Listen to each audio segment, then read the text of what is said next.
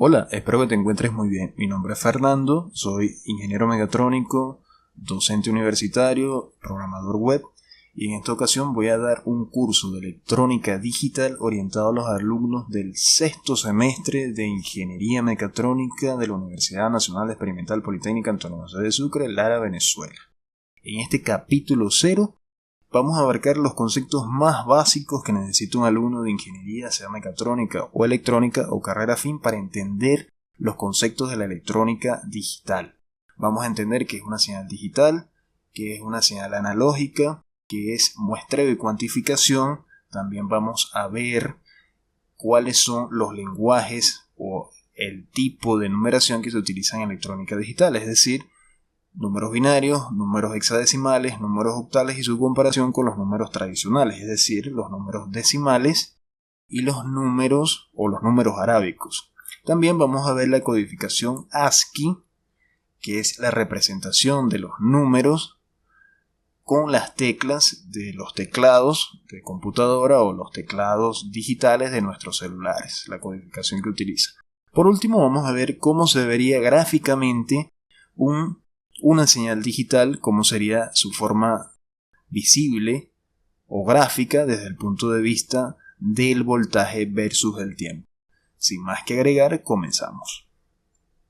Lo primero que hay que conocer es o diferenciar son los conceptos de electrónica analógica y electrónica digital. La electrónica analógica o las señales analógicas trabajan con una representación fidedigna de una manifestación física. Dicho de otra forma, es la representación de las infinitas partes de una variable o magnitud física. ¿Qué me refiero con infinitas partes? Por ejemplo, aquí tenemos una gráfica de una señal analógica y vemos que es una línea continua. Esto para nosotros no tiene nada de extraño ver esto, porque lo venimos viendo desde que arrancamos la universidad en matemática, en el liceo o bachillerato. Siempre hemos visto gráfica. Esto no tiene ninguna novedad para nosotros. Sin embargo, esto tiene algunas particularidades que rara vez nos ponemos a pensar. Si yo, por ejemplo, agarro un segmento, digamos que ese segmento comienza en 0 y finaliza en 1. Si yo esto lo quisiera dividir entre la mitad, ¿esto sería cuánto? 1/2. Si yo esto lo quisiera dividir nuevamente por la mitad, ¿cuánto sería esto? Esto sería 1/4. Si divido esto entre la mitad, sería 1/8. Si lo vuelvo a dividir, sería 1/16 y así infinitamente. Un número o un rango de números, por ejemplo de 0 a 1, puede ser dividido infinitas veces y la suma de esas divisiones infinitas va a dar el valor de dicho rango, en este caso 1. La suma de todas estas divisiones da 1. Quiere decir que un segmento, como por ejemplo esta señal analógica, imaginemos que es una señal de voltaje, tiene infinitas partes. Si yo intento dividir esto para almacenar esta información tal cual como es, tendría que dividirlo en infinitas partes.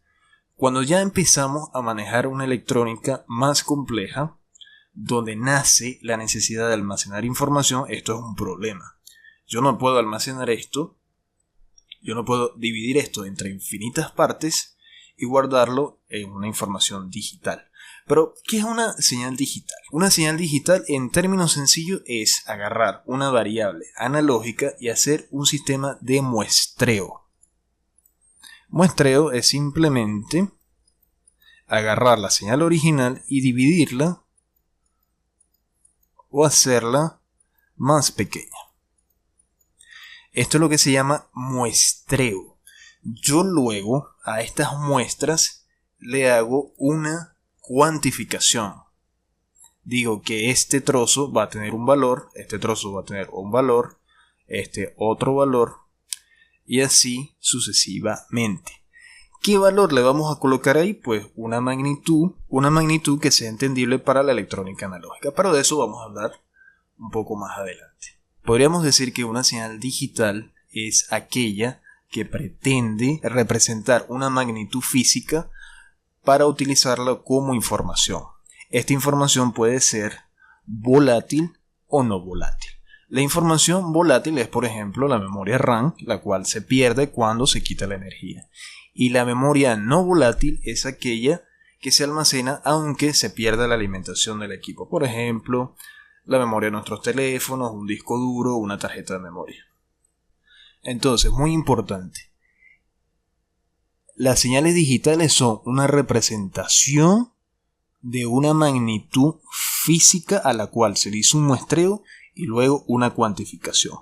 Ahora, dentro de la electrónica tenemos que definir qué tipo de variable física vamos a utilizar para almacenar información. Lógicamente, tiene que ser la señal de voltaje, porque es lo que se maneja dentro de la electrónica. Ahora bien, vamos a borrar esto.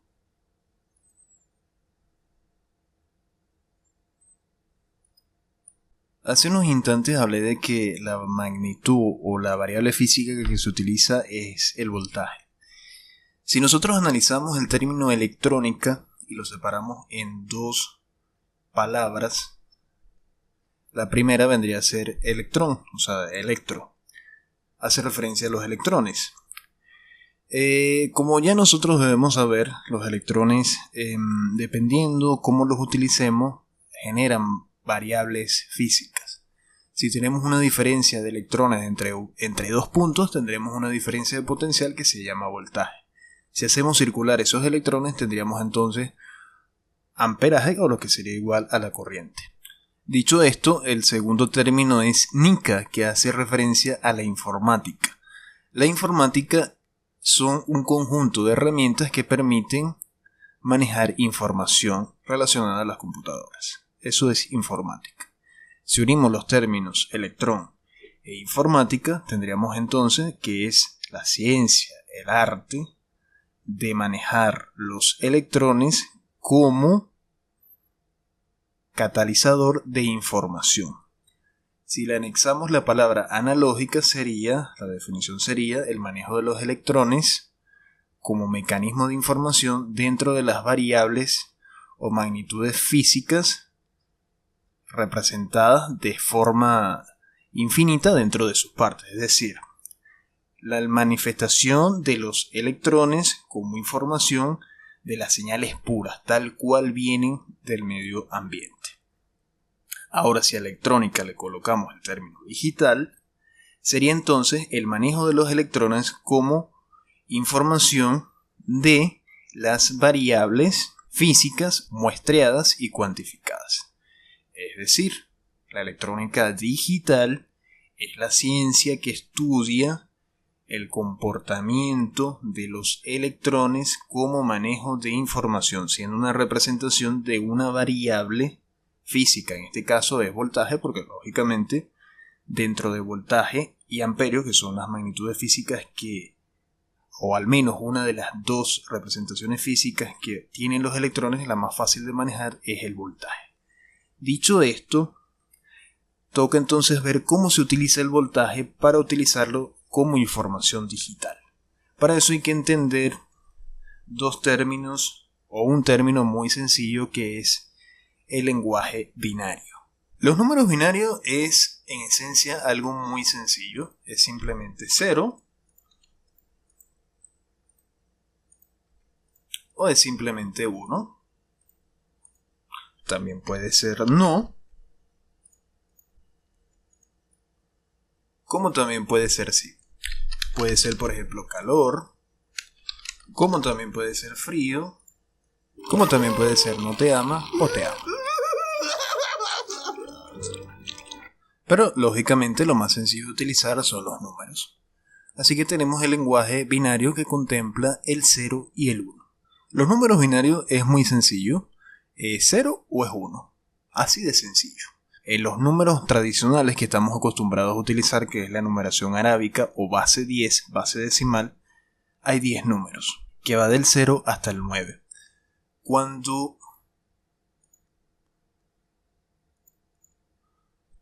En los números tradicionales yo arrancaría con 0, 1, 2, 3, 4, 5, 6, 7, 8 y 9. Y se me terminaron los números.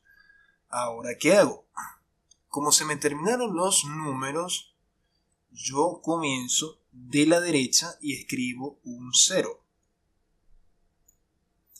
Y como es primera vez que se me están acabando los números, escribo 1. Escribo el 10.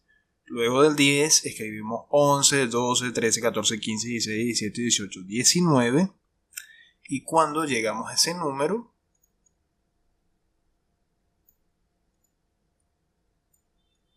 ¿qué sucede? Como agotamos los números de esta parte, de la parte derecha, lo reinicio.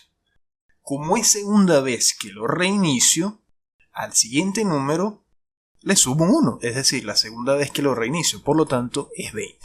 Y así sucesivamente. Con los números binarios es exactamente lo mismo. Yo arranco, vamos a escribirlo por acá, yo arranco con un 0, luego arranco con un 1 y terminé todas las posibles combinaciones. Como terminé todas las combinaciones, reinicio. ¿Y cuál es el primer símbolo, carácter o número? El 0. Como es primera vez que ocupo todos los caracteres, coloco un 1 hacia la izquierda. Si yo quisiera sumar otro número, entonces sería 1 y 1. Incremento siempre incremento primero por el lado de la derecha, y si ocupo todos los caracteres, aumento a la izquierda. Aquí vuelve a suceder exactamente lo mismo. Ya ocupé todas las combinaciones del lado derecho, por lo tanto, escribo un 0. Pero ahora es segunda vez que yo ocupo todos los caracteres de esta numeración. Por lo tanto, tengo que escribir un 2. Si ustedes se dan cuenta, vamos a escribir esto aquí binario. Yo creo que sí se entiende. Y aquí decimales. O sea, los números convencionales. Este 0 de acá en binario representa un 0 en el lenguaje normal de nosotros. Y esto representa un 1. Y esto representa un 2. Esto representa un 3. Ok, como yo rellené esto, ahora tengo que colocar un 2. ¿Cómo se coloca un 2 en lenguaje binario? Bueno, es un 10. Escribo entonces un 10. Si lo miro de otra forma, yo ocupé aquí este carácter. Por lo tanto, lo reinicio. Ahora sumo 1 al lado izquierdo. Pero en el lado izquierdo también ocupé todas las posibles combinaciones, por lo tanto lo vuelvo 0. Y ahora sumo otro número a la izquierda. Intrínsecamente acá se supone que aquí hay varios ceros. Esto matemáticamente es correcto. Ahora esta representación que está acá es el número 4. Ahora vamos a sumar un número más, entonces sería 1. Ya que ese 1 quedó muy feo. 1, 0 y 1. Sencillo, ¿no? Esto representa el 5. Ahora volvemos a sumar. Vuelvo a ocupar así que aquí sería un 0 y aquí sería un 1. Esto representa el 6. Luego sumo un 1, ocupo todas las posibles combinaciones y esto es el número 7. ¿Qué número viene? Si yo sumo 1, acá agoté todas las combinaciones, agoto todas las combinaciones y aquí es un 1. Por lo tanto, esto representa el número 8. Muy bien, supongamos que yo quiero llegar hasta el número 9. Entonces yo sumo un 1 acá, 0, 0, 1 y esto es el 9. Esta sería la representación de los números decimales a binarios. Esta sería la forma de contar. Y aquí también se supone que esto está rellenado con ceros. No son estrictamente necesarios colocarlos, pero si ya alguno de los números está ocupando 4 caracteres, es lógico que los demás también tengan un 0. Bueno, si es que esto se pueden considerar algunos ceros. Ahora ustedes lo entienden. ¿Qué pasa entonces si yo quiero llegar hasta el número 10? Vamos a seguirlo, pero ahora de una forma más rápida. Aquí sería 0.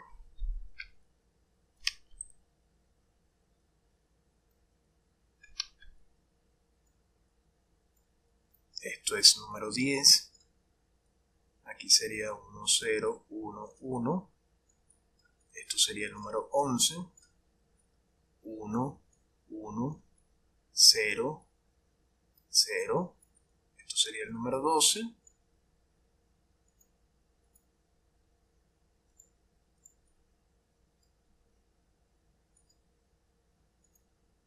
Este sería el número 13.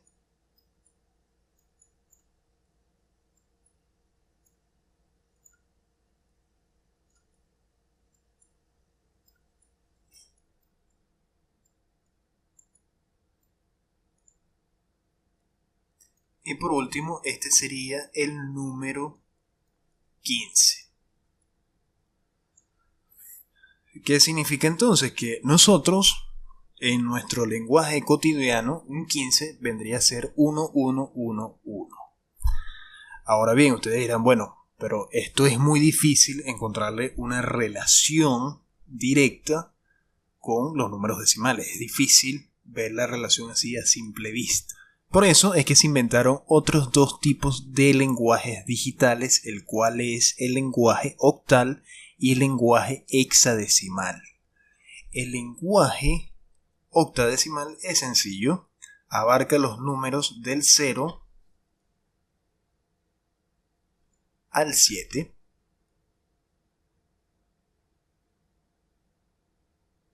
Esta es la representación octal. Y la representación hexadecimal hace referencia a toda esta parte.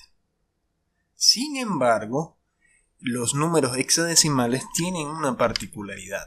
Vamos a escribirlo por acá en números octales para que quede la tabla completa. Octales y luego vamos a colocarlo acá hexadecimal para que quede más sencillo de entender. Hexadecimales.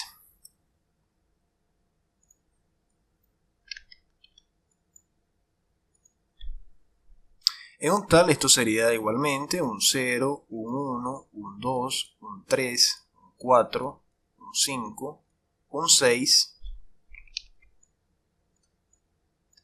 y un 7. Pero ¿qué pasa acá? En el 7 pasa lo que habíamos dicho anteriormente. El 7 ya son todas las posibles combinaciones, así que necesitamos un número nuevo. Ese número nuevo sería 0. Agoto todas las combinaciones, por lo tanto este es 0 y ahora este es 1. Entonces aquí sería ahora 11, esto sería 12, esto sería 13, esto sería 14, esto sería 15, esto sería 16 y por último este sería el número 17. Bueno, así como lo estamos viendo no tiene mucha utilidad. Y de hecho poco la tiene. Para algunos casos muy puntuales, pero es parte de la teoría de electrónica digital. Lo que sí se utiliza es la nomenclatura de hexadecimal. Solamente que en este caso, vamos a darle un pequeño zoom, arranca así. El 0 viene a ser un 0, un 1, un 2, un 3, un 4, un 5, un 6, un 7, un 8, un 9 y en vez de que sea un 10, y aquí es donde está quizás lo interesante de esto, es que es una letra A. El que debería ser el 11 es una letra B. El siguiente número es una letra C. La siguiente es una letra D. La siguiente es una letra E y por último una letra F. Y ustedes dirán, bueno, profe, pero ¿de qué carajo sirve esto? Pues sí tiene una utilidad. Si nosotros queremos representar los números binarios en forma decimal es complicada. En forma octal también, pero en forma hexadecimal es muy sencilla. Si yo, por ejemplo, agarro y digo, bueno, en hexadecimal el número A7, ¿qué representación tiene en número binario? Muy sencillo. Si nosotros analizamos esta tabla, si nosotros buscamos la letra A, vemos que la A es 10, 10. Y si buscamos el 7 es 0, 1, 1, 1. Por lo tanto, esto es igual a 1, 0, 1, 0, 0, 1, 1, 1. Esto es hexadecimal, y esto es decimales. Esa es realmente la utilidad que esto tiene. Podríamos hacer algo similar en octal. Por ejemplo, si yo tengo el número, qué sé yo, por ejemplo, 2, 3, 5, y yo quiero llevar eso a decimales, sería sencillo. Agarro el 2 es 0, 0, 10, el número 3 está representado por el 0, 11. Ojo, si se dan cuenta, en el octal solamente se ocupan 3 dígitos, 3 caracteres. Sin embargo, el último sí se le pueden colocar los ceros que sea porque no afecta la numeración. Es como que yo escriba 25, el lenguaje decimal, y yo quiera colocar ceros acá. Es redundante, pero no afecta en la magnitud de dicho número. Por último, el 5. El 5 vendría a ser... Y bueno, esta es la forma en la que nosotros podemos convertir un número octal a un número binario. Vamos a escribirlo de una forma más técnica para que no queden dudas. Aquí sería 235, esto es en octal. Perdón, aquí es decimal. Estoy equivocado, aquí es binario, corrijo.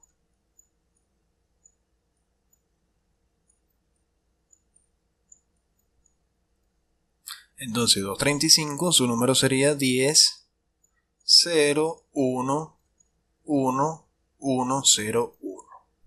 Hay otras conversiones como por ejemplo de hexadecimal a decimal, de octal a decimal, pero eso es hacerles una maldad porque a decir verdad eso no se utiliza. Hay formas de hacer las conversiones, pero es tan fácil como agarrar una calculadora.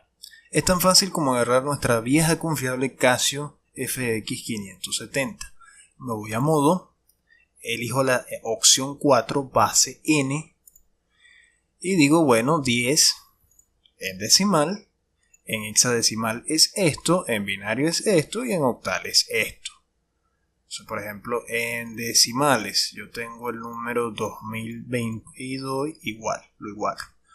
Hexadecimal es este número, binario es este otro y octal es este otro. Esta es la forma en la que se hacen estas conversiones. Yo, tantos años de graduado, nunca he tenido la necesidad de utilizar esto. Sin embargo, lo que es de hexadecimal a binario sí se utiliza. Y un ejemplo muy clásico es el lenguaje ASCII. ¿Qué es el lenguaje ASCII? Vamos a verlo. El lenguaje ASCII es una representación de las teclas de un teclado de computadora, por ejemplo, su representación binaria a través del código hexadecimal. Por ejemplo, cuando yo presiono la tecla A minúscula del teclado, el teclado está enviando por el puerto USB una codificación, que es el número 97 en lenguaje hexadecimal. Ese número en lenguaje binario sería ¿cuál? Si regresamos aquí sería 97. Vamos a borrar esto.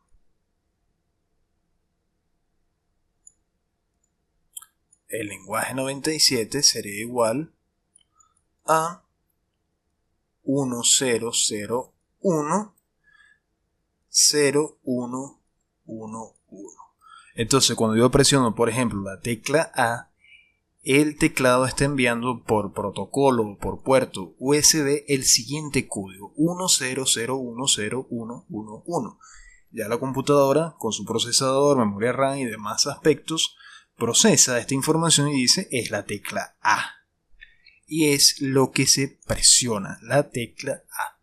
Y así sucesivamente con cada uno de los caracteres del teclado. De hecho, acá está toda la tabla ASCII.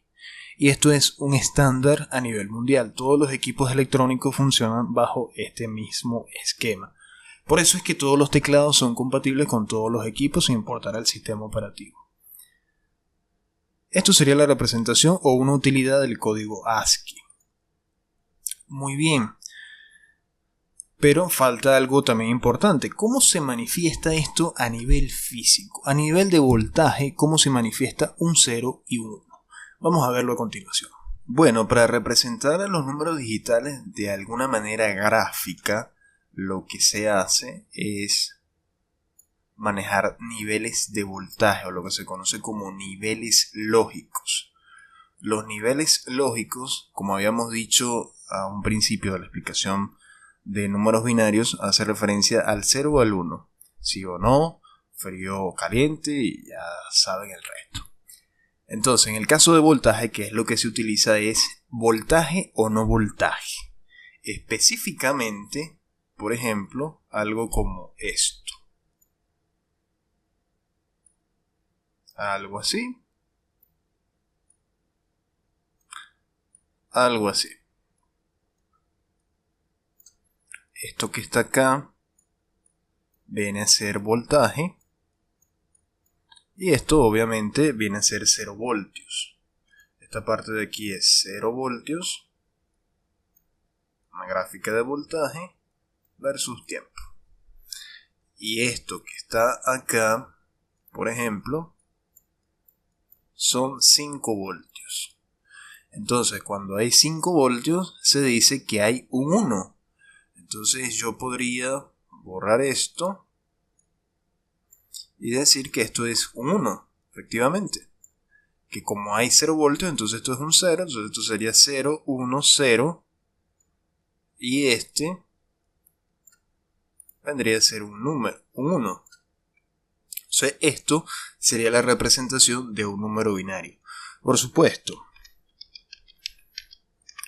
esto tiene más detalles. Hay niveles lógicos según las tecnologías. Está la tecnología TTL, que es lógica transistor-transistor. Está la tecnología CMOS, por lo menos en la TTL los niveles lógicos son de 0 a 5 voltios fijos. Más de 6 voltios puedes dañar un equipo electrónico digital. Ahora, si es tecnología CMOS, va a depender de la alimentación, que va desde 3 voltios hasta unos 24 o 26 voltios, dependiendo del dispositivo. Y en ese caso, en el caso de los CMOS, un 1 lógico va a ser entre el 70% al 100% de ese voltaje. Por ejemplo, si es 10 voltios, significaría que un 1 lógico en CMOS sería de 10 a 7 voltios. Supongamos que eso es por aquí más o menos. Y un 0 va a ser de 0 a 3 voltios, que sería el 30%. Entonces, en este rango de aquí, podríamos decir que es un 0, y en este rango de aquí, podríamos decir que es un 1. Y esto que está acá, esto es zona indeterminada. Si un nivel cae en esta zona, puede ser un 1 o puede ser un 0. El equipo se va a comportar erráticamente. Sin embargo, esto lo vamos a profundizar en el siguiente capítulo, que va a tratar principalmente de las compuertas lógicas. Allí vamos a ver específicamente cuáles son los niveles de voltaje de la tecnología TTL, cuáles son los voltajes de la tecnología CMOS y cuál es la zona muerta de voltaje y otros detalles al respecto. Entonces, bueno, esto sería todo por este primer capítulo. Si te gustó, suscríbete y nos vemos en el siguiente capítulo.